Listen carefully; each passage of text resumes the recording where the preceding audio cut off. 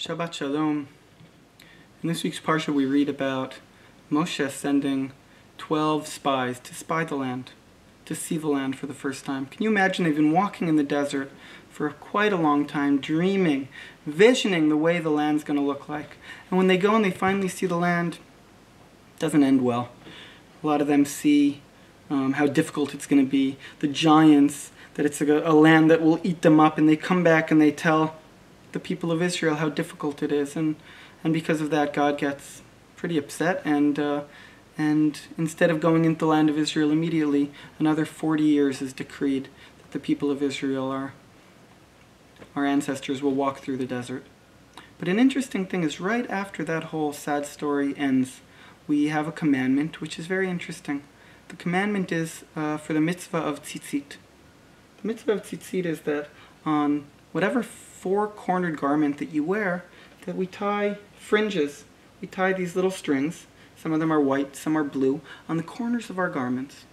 And we have it on our talitot, we have it on our tzitzit that we wear, and it's supposed to remind us of God, of something, of the commandments, of the mitzvot. It specifically says, when you see it, you will remember.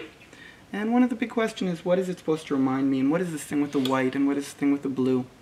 For many generations, we didn't know how to make the blue color. Only in the last 50 years was it again rediscovered how to make, what is the process that makes this blue dye to enable also the white strings, but also the tchelet, the blue. So there's a Gemara in Masechet Sotah that says the following sentence. It says about tchelet. It says tchelet is similar to the sea, and the sea is similar to the sky. And the sky is similar to God's throne. Tchelet domeh leyam, similar, the word that's used is domeh. It's like. It's like. And that's the key word in this phrase, in this sentence, which is a meditative sentence, which is an ancient practice that can be seen as a way to, through the most physical thing that we're wearing, or with our garments, to be able to, through that, connect to the highest realms of where God is. So how is that done? So I want to say something about the word domeh. The word domeh in Hebrew comes from the word, or from the root, lidamien, which means to imagine. In essence, the phrase and the sentence in the Talmud says, looking at this blue string, I can imagine the sea. And looking at the sea, or imagining the sea, I can imagine the sky. And imagining the sky, I'm looking up, I'm connected to what's above me. I imagine, or I'm connected to the realms of God. Our imagination is a very important part of who we are, but also a little bit of a dangerous one. You know, the Shelah, who lived here in Israel and is buried in Tiberias, the Shelah says the word Adam, that means human. Usually we think that it comes from the word Adama, which means earth, and that's true. What makes us human is the earth, the gravitational force that's pulling us down. But what makes us human is also, he brings another pasuk, a verse that says, Adameh le'elyon, I shall be similar to the worlds above me. I shall be like the highest realms. Which means, and he says, Adam comes from the word Adameh, which means what makes us human isn't just the earth that pulls us down, but our imagination that pulls us up. What makes me human is my ability to imagine, my fantasy, my worlds, where I'm able to not just see what is, but what isn't. I'm able to see the space between my vision, my imagination, my prophecy, my expectations of what is supposed to be born through reality, not just the way things are. In essence, if we look back to the Meraglim, to the spies, what they came and saw, they saw things the way they were. They saw a concrete vision of what the world is, of what Israel is. They came with a fantasy of what it's supposed to be like, the land of milk and honey. How many stories do we have? People coming to Israel thinking it's going to be one thing, and sometimes it's a little bit different than what we dreamt. They came all the way to Israel, and when they started looking around, they saw giants, they saw violence. They said, we can't do it.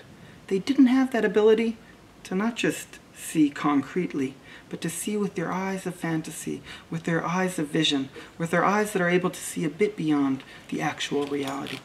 Donald Winnicott, a very famous doctor and psychologist, he speaks about when children develop, they have a transitional space. Transitional space is a space that's not them, not just their subjective space that they're in, but it's not also the objective world. It's some space between them, Within the transitional space, sometimes they have a transitional object, an object which can come to life and be very meaningful for a kid, but to us it just looks like a shmata or a doll, but for the kid it's his whole world, because this is the space between his inner rich life of fantasy and the outer reality. And this is how a kid learns how to take one step into the world, something in between. And it's a very important space. Winnicott says that's where art, religion, culture, so many of these wonderful things that we live for, that the world is filled with, are thanks to this transitional space. And I thought about it that in essence, maybe tzitzit is the same thing. It's trying to, in that liminal space, in that transitional space where I'm walking around in the world, I have my tzitziot, that when I take a step, it's there, almost like seeking out, seeing the area, reminding me not just see things for their objectivity and not to just live in the richness of my fantasy, because either one can be very deadly and very dangerous. If I only see things the way they are, that's one danger. If I'm only in my reality that's inside, I don't see things as they are. And there's a space in between that I learn how to see the world for what it is, but also vision, dream, have the dimayon, the imagination that makes me human, that enables me to fix the world, to heal the world, to turn the world into what it's supposed to be.